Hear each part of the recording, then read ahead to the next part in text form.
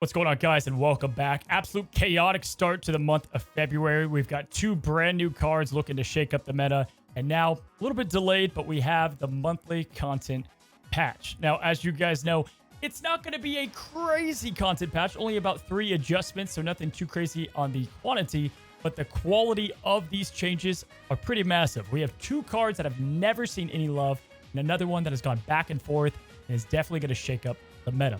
Let's go ahead and start with the cards that have not seen love, and we start with Omega Red, who, as you guys know, was a 4-cost 5-power card with the ongoing ability that if you were ahead by 10 power, you'd get plus 4 power to the other locations. Well, they've upgraded this to make it much more simple to achieve, being an ongoing ability as well. Same stat line. If you are winning the location that Omega Red is played on, plus 3 power to other locations. I love this, guys. Omega Red is a character and a card that I've wanted to be good, and I've tried to make decks work in different cooks, and it just never panned out.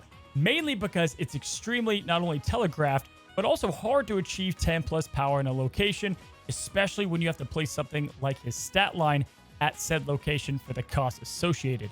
Now, it should be a lot easier. You can play him at the end of the game and easily slap on that to get plus 3 power. I think this will definitely be interesting to help give support to, let's say, defense against control decks, being able to take back a flooded location, or just add a little bit more power to decks that could use the boost. I love the idea of pairing him up under hidden combos with things like Invisible Woman, the Onslaught, the Dazzler. We've tried this before, but just amping up that plus 3 power is going to be massive in terms of what Omega Red can pump out. So I think this is a great change and will really open up his viability. Obviously, he's a 4-cost card, so Zabu is going to work naturally. We should see some decks start to creep up with Omega Red being the superstar. Now, the next buff on the list, guys, get ready, because Helicarrier is finally getting some love. It's going to remain the same stat line that you know, a 6-cost 10-power card. But in the past, if you discarded Helicarrier, it would add 3 random cards to your hand. Now it's going to fill your entire hand with random cards. Guys, this is an absolute W for like a million reasons. You can see the play rate. You can see the win rate. They're not good. They're in the gutter. Helicarrier, outside of being talked about by Dexter every now and then, is a dead card. Now, we know discard is right on the rise with things like Corvus and Proxima Midnight for cards that want to be discarded. And now we have yet another one that can be played and wants to be discarded to now synergize with cards like MODOK. Now, there will be times this kind of hurts you if you accidentally get rid of this and it fills your entire hand up and then you can't draw. So there are some kind of bad things about it. But for the most part, this is nothing but great. You have synergy with Devil Dinosaur, Collector, so you have multiple things getting better, even Quinjet to an extent. And then what I love like Agent Coulson for is in Conquest or even Draft Mode, hopefully one day, you have so much randomness. Your opponent doesn't know which card you have, and I love that aspect of the game. So definitely a huge lift for Helicarrier, and definitely a card that I'll be trying out not only right now, but in the future as we get Corvus and Proxima Midnight. Hell, we might even see some decks where you have Devil Dinosaur, Collector, and then maybe even something like Dock and MODOK. You can combine a lot of this archetype together, which has been done in the past to like very small success, but now maybe there's even more synergy because you could get Devil kind of skyrocketing in value. And lastly, guys, we have the nerf of the patch in Beast, and this is a major one at that. So we have Block Swan kind of having her role in bounce, and now Beast is going from a 3-4 on reveal. Return the cards that you bounce back, and you give them -1 cost. So Devil Dinosaur goes down to 4 cost, and then your 1 cost go down to 0.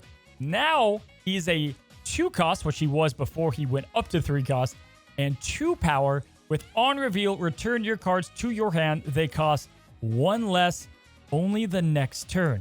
Oh, guys, this is a massive one. It's not often they touch archetype-specific or defining cards like Beast defines bounce, and this is major for a lot of reasons. Going down to 2 costs allows him to bounce something back on turn 2 like Iceman, Nico, and Hawkeye, but you gotta play him the next turn.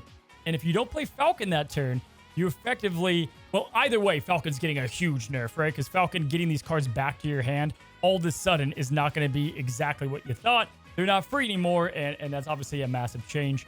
Not being able to manipulate that as much. Black Swan, though, is probably the reason for this. This is going to change the archetype completely. It did take a while for us to figure out bounce. People kind of declared it the entire thing dead for a while, and you know, it obviously came back. I don't know, man. It's definitely gonna be a different balance than what we had before, and want to hear from you guys your thoughts on the archetype as a whole. Now, they did state that moving forward, they wanted to take a look at temporary cost reductions a little bit more. We're seeing that with Black Swan and now the new Beast. So probably expect this to be an ability that a lot of cards are going to get, or at least maybe some adjustments moving forward. Other than that, guys, that's about it. We did get some new visual effects for Silver Samurai, Psylocke, X-23, and Bucky Barnes. So cool that we continue to get the VFX. And then in audio department, we got X-23 and Silver Samurai getting a little bit of audio for you Wolverine fans. Anyway, guys, definitely an interesting patch for the month. That means March is probably going to be massive because we had that whole road ahead map, and you probably could expect most of that, or at least a good chunk of the coming soon to come there, right? We don't know, but that's what I would expect. I thought maybe some of it would be in this patch, but it's not. Either way, you have the new cards, you've got the new buffs and nerfs. Let me know down in the comments below which card you're most excited to test out, which ones you guys want to see decks made for. And as always, guys, good luck out there in the new season. Until the next one, happy snapping.